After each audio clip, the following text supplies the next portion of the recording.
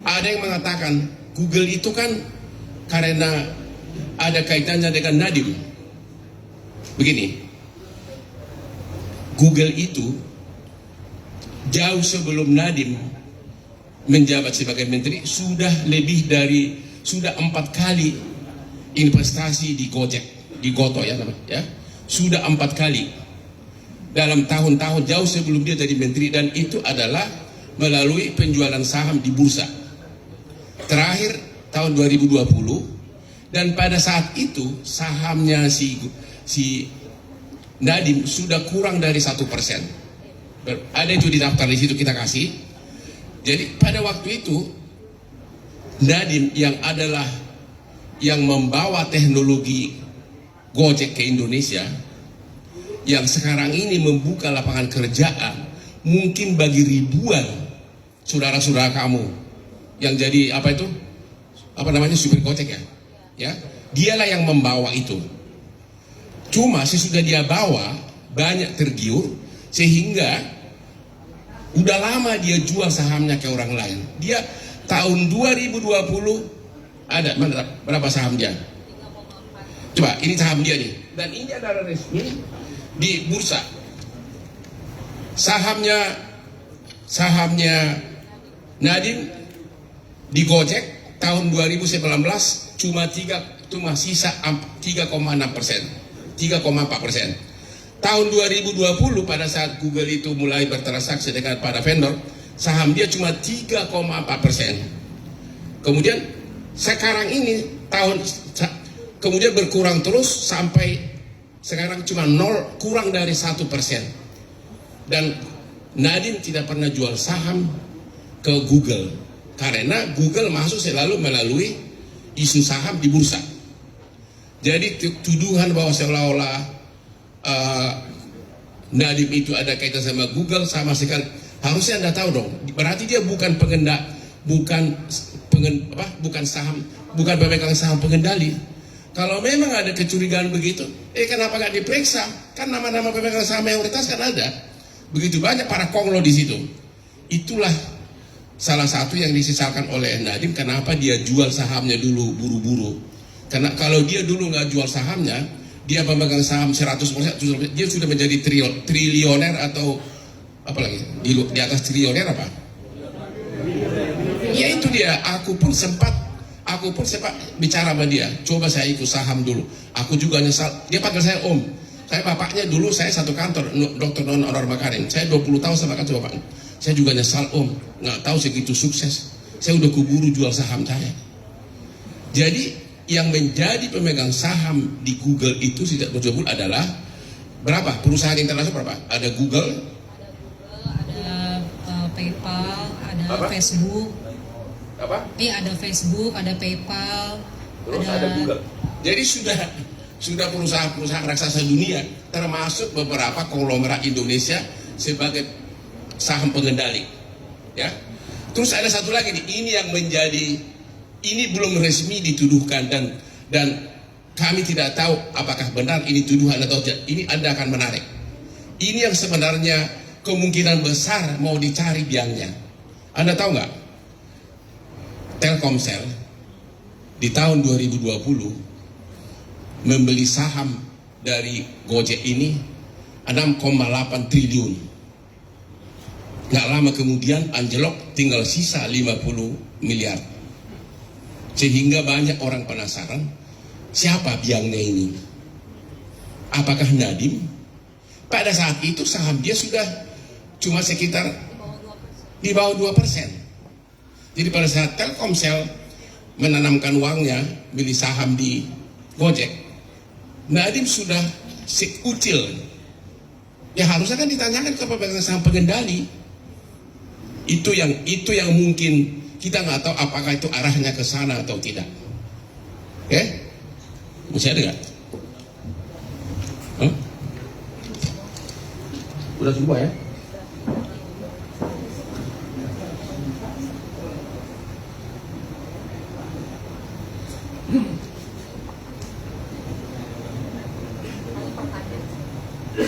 Apa? Lalu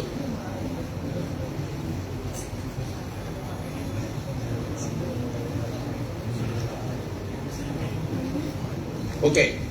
Jadi pertanyaan mengenai bahwa dulu menteri sebelumnya katanya pernah melakukan uji coba di daerah 3T. Itu benar ada, tidak cocok. Makanya programnya Nadiem itu tidak mencakup itu.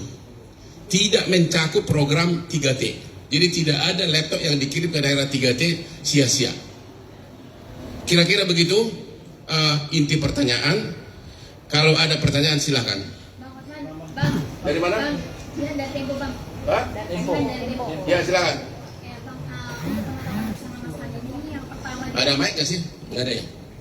untuk penetapan tersangka yang dipersoalkan dipersoalkan kejaksaan ini pertama kan Mas Nadiem ini dituding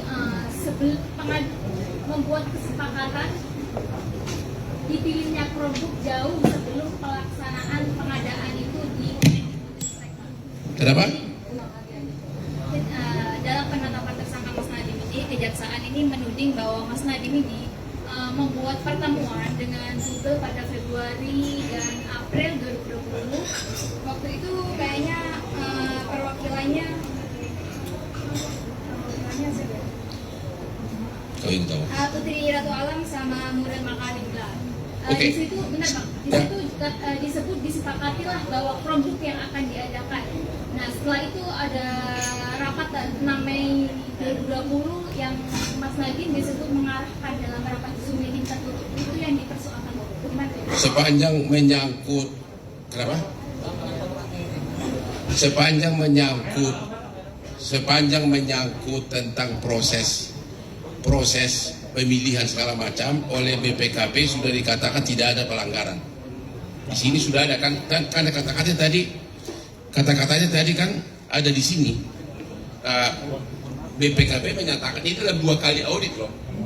Menyatakan titik-titik adalah tepat waktu, tepat jumlah, tepat guna manfaat, tepat harga, ya, dan prosedur. Jadi memang ya BPKP kita hanya jawab begitu. Iya bang. Kalau saya gini, apapun jawaban saudara di sini sudah dijawab BPKP. Masa Hotman yang menjawab BPKP telah menyatakan begini? Iya bang, kami juga udah baca tuh dokumen BPKP bang. Nah, Ya. yang dipersoalkan kejaksaan itu kan Chromebook itu dipilih jauh sebelum Itu ada kata pelaksanaan. Nadiem tidak benar karena selalu ada apa?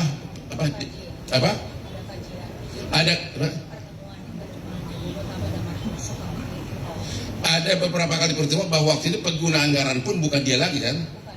Apa? Siapa? Ya, jadi kuasa pengguna anggaran pun sudah bukan dia. Intinya kalau detail begitu oleh BPKP sudah dijawab, tidak ada hal-hal yang melanggar. Lagi pula, apapun itu kalau harganya tidak ada markup berarti tidak ada kasus korupsi. Kan begitu. Kami udah jauh, kami bantah itu karena di sini tidak ditemukan itu. Mau apa lagi? Ya. Tapi apakah betul bahwa Chromebook itu diputuskan pada rapat 6 Mei padahal kajian review itu kan baru terbit Juni 2020? Semua proses pemutusan itu dipilih oleh panitia. Tim apa? Tim teknis dari kementerian adalah hasil rapat bersama. Ya. Jadi intinya sepanjang tidak ada markup berarti tidak ada korupsi. Itu aja. Itu intinya. Tidak ada korupsi kalau tidak ada markup. BPKP menyatakan tidak ada menyangkut harga, tidak ada masalah. Jadi tidak ada kerugian negara. Hanya itu yang bisa saya jawab. Kalau teknis begitu di sini tidak ditemukan itu. Ya, jatuh. Di sini tidak ada pelanggaran hal seperti itu. Dan mengenai harga pun sudah dibahas di sini. Dan ini auditnya tahu nggak? Di 22 provinsi, bukan hanya di kantor pusat diteliti, di 22 provinsi. Ya. Ini hasil audit di 22 provinsi. Sampai jumlah guru pun yang terima diaudit oleh BPKP di sini. Terus yang kedua, pertanyaan berikutnya adalah begini.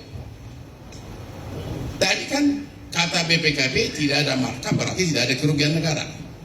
Kalau ada kerugian negara, siapa yang diperkaya? Apakah kalian sudah tahu nggak siapa yang diperkaya? Ada yang nggak tersangka lain? Nggak ada kan? Sampai hari ini belum ada pengusaha vendor itu yang jadi tersangka. Sampai hari ini belum ada. Ya terus kenapa buru-buru ditahan? Tidak ada uang masuk ke si Nadiem dan juga tidak ada bukti uang itu masuk ke vendor. Karena vendor belum ada yang ditahan karena diperkaya. Kan unsur korupsi kan begitu, memperkaya diri dan atau memperkaya orang lain. Yang diperkaya siapa? Sampai hari ini belum. Harusnya kan kalau ada yang melakukan korupsi berarti ada yang diperkaya dan itu harusnya ditahan. Sampai sekarang belum ada. Silakan. Berdasarkan data yang diperoleh berdasarkan data saya Edi dari Rakyat Merdeka, mungkin kita ingin tahu apa langkah berikutnya dari kuasa hukum Pak Nadiem terkait data-data yang diperoleh oleh kuasa hukum. Yang kedua adalah KPK juga ada rencana juga untuk mentersangkakan Pak Nadiem, ini gimana Bang?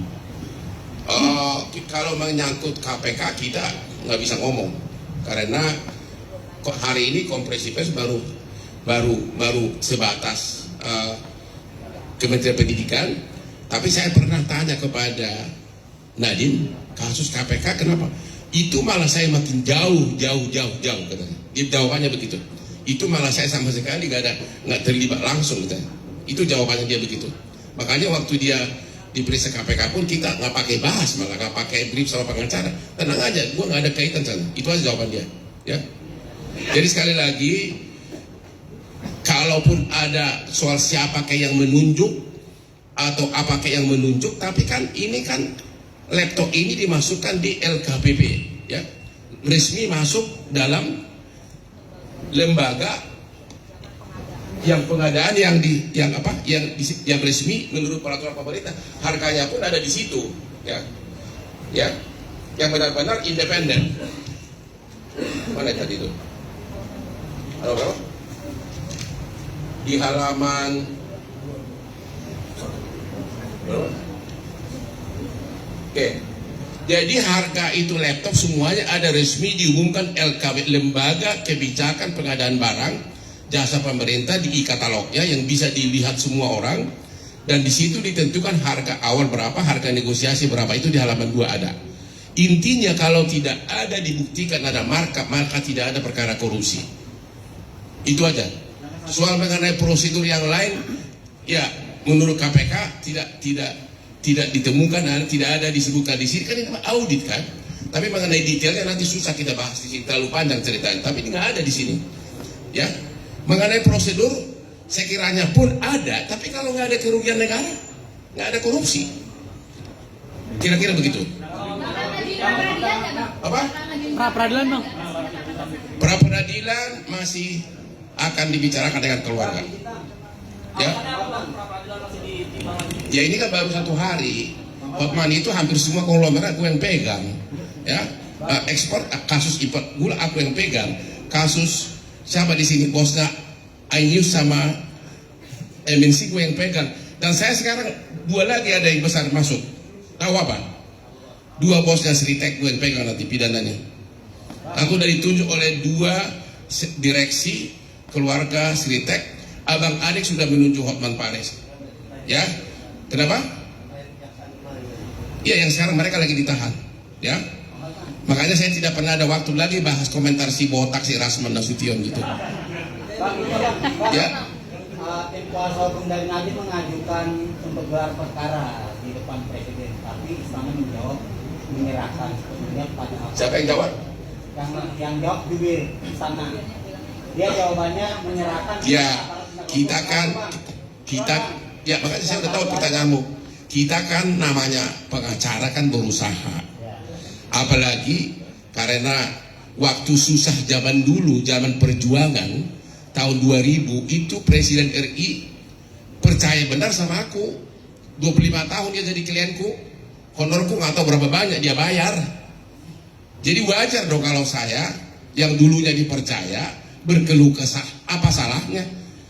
Ya kan, soal dikabulkan itu hal lain lah. Namanya juga minta, namanya juga usaha, gitu loh bos. Ya, Oke? Bang, ini juga ada unsur politis nggak sih dikasih? Oh, saya nggak mau komentar soal ujung. Anda lihat aja nanti, ya. Anda lihat nanti. Tapi menjadi pertanyaan, apakah apakah ini ada kaitannya dengan investasi Telkom 6,8 triliun yang masuk Gojek? Itu menjadi pertanyaan. Saya nggak menuduh loh. Apakah? Kalau gitu kenapa Nadiem? Orang dia cuma kurang dari 1%. Kenapa bukan sampai dengan pengendali? Itu yang menjadi. Apakah ini mau dicoba jadi titik pembuka? Saya nggak tahu. Tapi itu memang salah satu rumor di kalangan para bos-bos di atas, mau mengejar informasi apa yang terjadi terhadap 6,8 triliun uang Telkomsel yang masuk ke Gojek. Pada saat si Nadiem sahamnya cuma seutil, bukan pemegang saham pengendali. Anda nanti yang mencari nanti itu. Kalau gitu siapa yang ngasih izin Telkomsel menanamkan uangnya di Gojek? Anda tahu dong, itu kan BUMN. Kita nggak tahu apakah itu, kita nggak tahu, ya. Tapi yang jelas sama sekali Nadiem tidak punya kekuatan apapun di Gojek karena dia cuma pada saat itu cuma 3%, bahkan sekarang sudah kurang dari 1% sahamnya. Dia tidak ada, bukan saham pengendali, bahkan itulah yang dia sesalkan. Kenapa dia dulu buru-buru banyak menjual sahamnya ketika Gojek mulai berkibar. Namun demikian, Nadiem adalah orang Indonesia masih muda yang membawa teknologi ke Indonesia, yang mungkin saudara-saudara kamu atau mungkin anak kamu nanti akan hidup dari Gojek, dari supir ya. Sekarang udah jutaan di seluruh Indonesia. Itu ide siapa? Itu ide dia. Dialah yang berani bawa teknologi menanamkan uang ke Indonesia. Pertanyaan berikutnya. Sepupunya Nadiem di Google Indonesia gimana Pak? Ada dugaan memperkaya sepupunya Google Indonesia sama Google ASEAN? Google itu kan perusahaan raksasa dunia, mana ada istilah emang kayak di kampung kamu bisa diperkaya. Google itu perusahaan sepupu dunia, sepupu dia yang mana? Kalau memang ada, kenapa nggak jadi tersangka? Google itu perusahaan raksasa dunia loh. Mana mungkin ada istilah sepupu-sepupu. Google itu membeli saham dari Gojek resmi di bursa, dan sebelum Nadiem menteri sudah 4 kali Google menanamkan sahamnya, bahkan perusahaan besar seperti apa tadi? Facebook, apa? PayPal, ya sudah. Ya kalau istilah sepupu mah di kampung kamu, di kelurahan itu mah. Perusahaan raksasa dunia nggak apa yang diperkaya orang, harga sahamnya jelas, dia beli saham, apa yang diperkaya? Siapa? Ya kalau ada ya tangkap aja, tahan. Sampai sekarang makanya, sampai sekarang ini kan kasus, sampai sekarang belum ada pihak ketiga yang diperkaya. Itu yang kita pertanyakan. Ke dirinya tidak ada bukti uang masuk, uang sogok atau uang apa. Orang lain pun tidak ada bukti. Makanya kita tanya, siapa yang diperkaya? Itu loh. Kenapa buru-buru menahan? Toh dia juga nggak kabur, bisa aja dia kabur.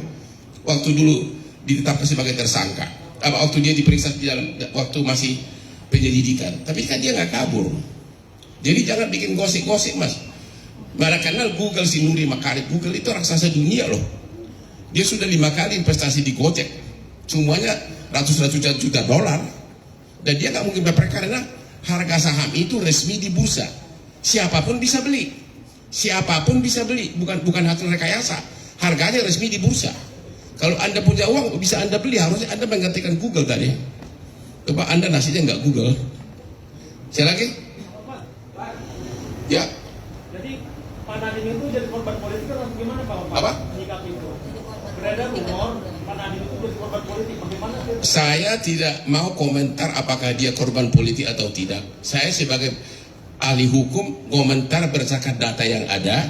Negara telah mempercayakan BPKP sebagai lembaga audit untuk mengecek ada yang nggak korupsi atau tidak. Dan BPKP telah melaksanakan tugasnya 2 kali. Ini dia nih, 2 kali audit BPKP dan menyatakan tidak ada hal yang mempengaruhi penetapan harga. Kalau dalam bahasa awam tidak ada markup. Kalau tidak ada markup, tidak ada kerugian negara. Ini BPKB, jadi makanya ini bukan pendapat saya. Kalau pendapat saya, Anda bisa, setiap ahli hukum bisa berbeda, tapi ini dia deh. Ini kan resmi. Jadi kalau BPKB nggak bisa dipercaya, siapa lagi? Bang Hotman, penggeledahan di apartemen Mas Nadiem pada tanggal 15 Juli kemarin itu apa aja sih yang disita oleh Kalau detail begitu saya nggak tahu lah penggeledahan. Ya mungkin aja ada celana renang atau apa, bisa aja kan. Jangan tanya begitulah. Intinya sampai hari ini belum ada rekening bank di mana ada uang masuk dari proyek ini ke rekening bank dia. Tidak ada uang transfer dari pihak manapun, baik dari itu kok. Kalau bahasa ini dari Tempo kan? Pertanyaannya berbobot dong. Masa nanya mengenai apa yang ditemukan? Ya, kalau ada udah diumumkan itu sama jaksa. Yakin gua dulu kalau ada pasti kalau ditemukan uang segini. Ada nggak diumumkan? Ada nggak? Nggak diumumkan di sini. Ada nggak? Nggak diumumkan di sini. Ya memang kalau ada udah pasti dipamerin. Aduh kalian nggak tahu aja. Emang nggak ada. Sampai hari ini tidak ada. Kalau ada dia diperkaya atau terima syukur, udah pasti diumumin. Itu senjata pamungkas kok. Tapi sampai hari ini tidak ada satu sen pun kejaksaan dalam kompres menyatakan bahwa Nadiem menerima uang, menerima sogokan atau memperkaya diri, nggak ada. Dan tidak ada vendor yang ditahan sampai sekarang. Ya kenapa buru-buru ditahan? Itu maksud kami. Ya, kalau sudah ditemukan si penjual laptop itu dapat markup segini, ya, dan itu wajar lah, wajar dicurigai. Ini kan nggak ada. Ada nggak kalian temukan? Ada nggak vendor yang ditahan? Tempo? Belum, baru kompres. Belum. Ya kalau belum, berarti yang diperkaya siapa?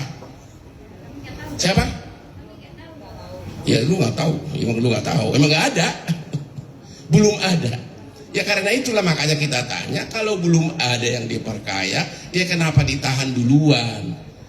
Kalau belum ada bukti bahwa dia uangnya masuk ke kantong dia, kenapa ditahan duluan?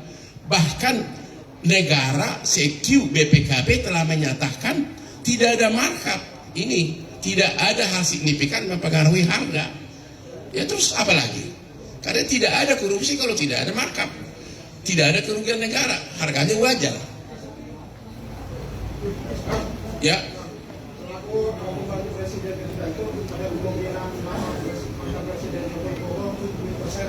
Ditanya ke rumput yang bergoyang, kalau mana gua tahu yang gitu. Jangan tanya gitulah ke gua lah. Tanya kepada analis politik yang tiap hari ada di media. Aku murni hukumnya gua. Aku nggak mau ngegosip, ya. Yang jelas patokan kami adalah ini. BPKB menyatakan tidak ada kerugian, tidak ada markup harga. Jaksa tidak pernah mengatakan Nadiem udah terima uang, tidak ada juga. Tidak ada memperkaya diri. Kemudian tidak ada juga vendor yang telah ditahan gara-gara memperkaya diri sampai hari ini.